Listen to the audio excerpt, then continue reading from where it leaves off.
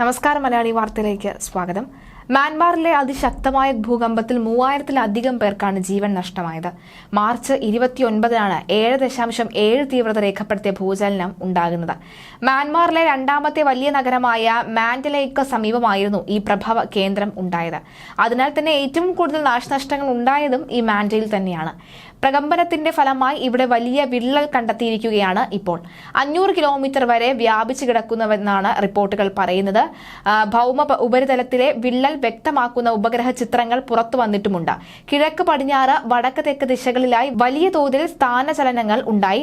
ജനസാന്ദ്രത ഏറെയുള്ള മാൻഡലയിലെ ദുരന്തത്തിന്റെ തീവ്രത ഇതിലൂടെ കൂടുതൽ വ്യക്തമാണ്. വിള്ളൽ 5 മീറ്റർ വരെ ആഴമുള്ളവയാണ് എന്ന് റിപ്പോർട്ടുകൾ പറയുന്നു. ഈ മ്യാൻമാറിലെ മാൻഡലയിൽ ഭൂകമ്പത്തിൽ തകർന്ന ഈ ബുദ്ധ വിഹാരത്തിന്റെ അവശിഷ്ടത്തിനിടയിൽ ഭൂകമ്പമുണ്ടായ 12:50 എന്ന സമയത്തിൽ നിലച്ച ക്ലോക്ക് കണ്ടെത്തിയിരിക്കുകയാണ്. ഉച്ചയ്ക്ക് 12:50 കൂടിയാണ് ആദ്യ ഭൂകമ്പം ഉണ്ടാകുന്നത്. പിന്നാലെ 6.8 തീവ്രതയിൽ മറ്റൊരു ഭൂകമ്പവും ഉണ്ടായിട്ടുണ്ട്. ഇതോടെ നിരവധി കെട്ടിട സമുച്ചയങ്ങൾ തകർന്നു വീഴുകയായിരുന്നു. പിന്നീട് തുടർചലനങ്ങളും പ്രദേശത്ത് അനുഭവപ്പെട്ടിരുന്നു. ചൈന, വിയറ്റ്നാം എന്നിവിടങ്ങളിലും നാശനഷ്ടങ്ങൾ ഉണ്ടായി. ഓപ്പറേഷൻ ബ്രഹ്മയുടെ ഭാഗമായി ഭൂകമ്പത്തിൽ തകർന്ന മ്യാൻമാറിന് ഭക്ഷ്യ സഹായം കൈമാറി ഇന്ത്യ. ശനിയാഴ്ച മ്യാൻമാറിൽ നിന്ന് ഏകദേശം 400 കിലോമീറ്റർ തെക്കുള്ള തിലാവ തുറമുഖത്ത് നാവിക കപ്പൽ വഴി 442 മെട്രിക് ടൺ ഭക്ഷ്യസാധനമാണ് എത്തിച്ചു നൽകിയത്.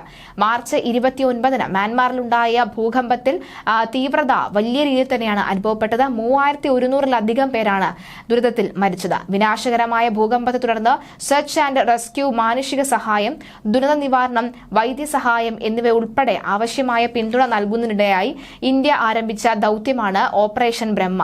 ദുരന്തമുണ്ടായി 24 മണിക്കൂറിനുള്ളിൽ ഇന്ത്യ മ്യാൻമാറിന് മാനുഷിക സഹായം, അതുപോലെ തന്നെ ദുരന്ത നിവാരണ സാമഗ്രികളുടെ ആദ്യ ഗഡു എത്തിച്ചു.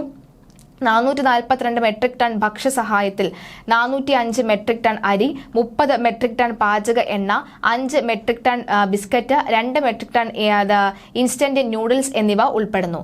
മ്യാൻമാറിലെ ദുരന്തബാധിത ജനതയുടെ അടിയന്തര ഭക്ഷ്യ ആവശ്യങ്ങൾ നിറവേറ്റുന്നത് ഉദ്ദേശിച്ചുള്ളതാണ് ഇവയെല്ലാം എന്ന് ഏപ്രിൽ 1-ന് വിശാഖപട്ടണത്തിൽ നിന്ന് ഈ INS ഘരിയാൽ പുറപ്പെട്ടപ്പോൾ വിദേശകാര്യ മന്ത്രാലയത്തിന്റെ പ്രസ്താവനയിൽ പറയുന്നു. കഴിഞ്ഞ ദിവസം ഇന്ത്യയും മറ്റ് ക്വാഡ് പങ്കാളി രാജ്യങ്ങളായ ഓസ്ട്രേലിയ, ജപ്പാൻ, US എന്നിവയും മ്യാൻമാറിന് ഭൂകമ്പ ദുരിതാശ്വാസ പ്രവർത്തനങ്ങൾക്കായി $20 മില്യൺ സഹായം വാഗ്ദാനം ചെയ്തു. ദുരിതത്തിൽ അനുഭവിക്കുന്നവർക്ക് ദുരിതാശ്വാസ സാമഗ്രികൾ എത്തിക്കാനും അടിയന്തര മെഡിക്കൽ സംഘങ്ങളെ വിന്യസിക്കാനും തീരുമാനിച്ചിട്ടുണ്ട്.